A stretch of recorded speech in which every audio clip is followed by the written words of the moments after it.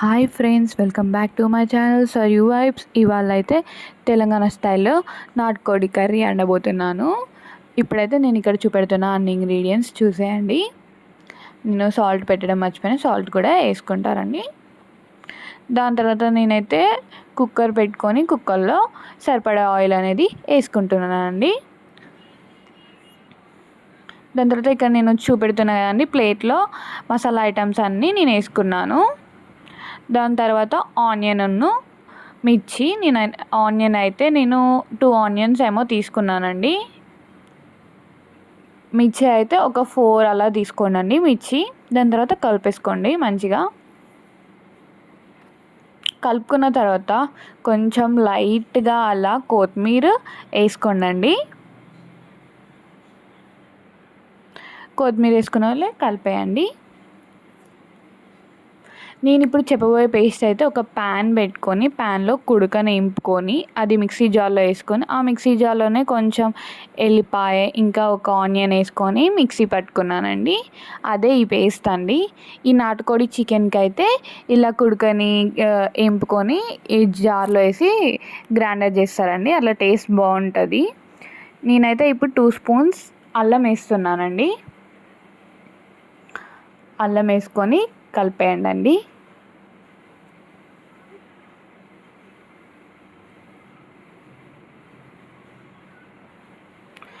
అల్లం వేసుకున్న వాళ్ళే కలిపేశాక కొంచెం 1 స్పూన్ పసుపు వేసుకోండి. పసుపు వేసుకున్నాక 1 మినిట్ తర్వాత కలుపుకోండి. పసుపు వేసుకొని కలుపుకున్న తర్వాత మనమైతే ఇప్పుడు చికెన్ అయితే కుక్కర్లోకి వేసేద్దామండి. కుక్కర్లోకి వేసాక ఒకసారి కలుపుకోండి ఆ చికెన్ని. నేనైతే చికెన్ని కలుపుకున్న తర్వాతనైతే నేను మూత పెట్టుకుంటానండి. కొద్దిసేపు దాకా ఆయిల్లోనే బాయిల్ చేస్తానండి, ఒక 5 to 10 మినిట్స్ అలా. దాని తర్వాత నేనైతే ఇలా క్యాప్ తీసేసి దాని తర్వాత ఒకసారి కలుపుకొని మంచిగా కలుపుకోండి. ఆయిల్లోనే నేను హాఫ్ బాయిల్ చేసేసాను. దాని తర్వాత నేను కారం అనేది వేసుకుంటున్నానండి. కారం అయితే మేమైతే 3 స్పూన్స్ వేసుకుంటున్నాను కారము. కొంతమంది ఏమో ఎక్కువ స్పైసెస్ తింటారు, మేమైతే ఎక్కువనే తింటామండి కారము, 3 స్పూన్స్. మిగతా వాళ్ళైతే 2 స్పూన్స్ అలా వేసుకోండి, మీరు ఎలా తింటారో. మేమైతే 3 స్పూన్స్ వేసుకుంటున్నాము. దాని తర్వాత కారం వేసుకున్న తర్వాత ఒకసారి కలపండి. దాని తర్వాత ఒక సాల్ట్ అయితే 1 స్పూన్ వేసుకోండి. ఇదైతే నేను ఇంతకుముందు ఇప్పుడు పౌడర్ వేసాను కదా, ఆ పౌడర్ అయితే నేను ధనియాలు ఇంకా దాల్చిన చెక్క వేంపుకొని గ్రైండర్ పట్టుకున్నానండి, ఇంతకుముందు నేను చూపెట్టిన పౌడర్. దాని తర్వాత పౌడర్ వేసుకున్న తర్వాత ఒకసారి కలిపేసి వాటర్ అనేది పోసుకోండి. చూసారా, అసలు వాటర్ పోయలే ఇంతవరకు, అయినా చూసారా ఆయిల్ తోటే అలా వచ్చేసింది. ఇప్పుడు నేను వాటర్ పోస్తున్నాను. 1 గ్లాస్ అనేది పోసాను ఫస్ట్, దాని తర్వాత ఇంకో గ్లాస్ కూడా పోస్తాను. ఎవరైనా ఎక్కువ మంది ఉంటే వాటర్ ఇంకో గ్లాస్ వేసుకోవచ్చు. మేమైతే ఎక్కువ సూప్ వద్దని ఓన్లీ 2 గ్లాసెస్ వేసుకున్నాను. దాని తర్వాత ఇక్కడ నేను ఎగ్స్ అనేది వేసుకున్నానండి.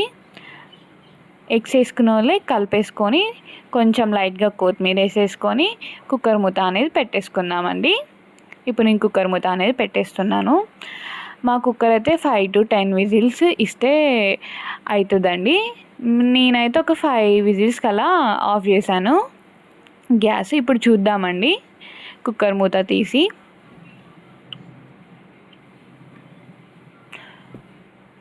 ఇప్పుడైతే తీస్తున్నానండి. చూసారు ఎంత వేడి ఉందో. నేనైతే ఆఫ్ చేసి స్టవ్ ఒక 10 మినిట్స్ అట్లా అవుతుంది, అయినా అంత హీట్ ఉంది కర్రీ. నేనైతే కొత్తిమీర వేసేసుకుంటున్నాను లాస్ట్కి.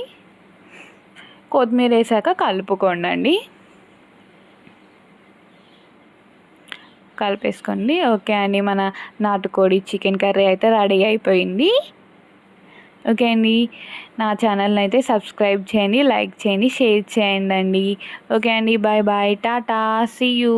నెక్స్ట్ వీడియోలో కలుద్దామండి.